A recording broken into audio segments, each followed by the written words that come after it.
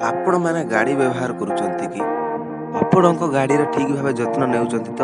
ଗାଡ଼ିର ପରିଷ୍କାର ପରିଚ୍ଛନ୍ନତା ଉପରେ ଧ୍ୟାନ ଦେଉଛନ୍ତି ତ? ଯଦି ନୁହେଁ ତାହେଲେ ଆପଣଙ୍କୁ ପଡ଼ିପାରେ 10,000 ଟଙ୍କା ପର୍ଯ୍ୟନ୍ତ ଫାଇନ୍। ଆଜ୍ଞା ହଁ, ଏହି ନିୟମ ହେଉଛି ଦୁବାଇରେ। ଯଦି ଆପଣ ଅପରିଷ୍କାର ଗାଡ଼ି ଚଳାଉଛନ୍ତି ବା ପବ୍ଲିକ୍ ପ୍ଲେସ୍ରେ ପାର୍କିଂ କରିଛନ୍ତି ତାହେଲେ ଆପଣଙ୍କୁ ଫାଇନ୍ ଦେବାକୁ ପଡ଼ିବ।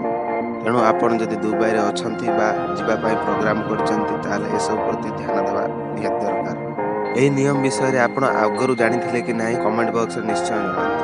ଆପଣମାନେ ଜାଣିଛନ୍ତି କି ଚିତା ଶିକାର ବେଳେ ଅତି ଜୋରରେ ଦୌଡ଼ିଲେ ତାର ଶରୀରର 80% ଭାଗ ଆକାଶରେ ବା ଏୟାରରେ ରହିଥାଏ ଏବଂ ମାଟିରେ ମାତ୍ର 20% ଭାଗ ରହିଥାଏ।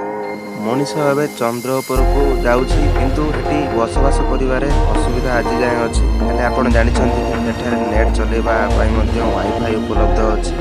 ଆଜ୍ଞା ହଁ, ନାସା ଦ୍ୱାରା ଚନ୍ଦ୍ର ପୃଷ୍ଠରେ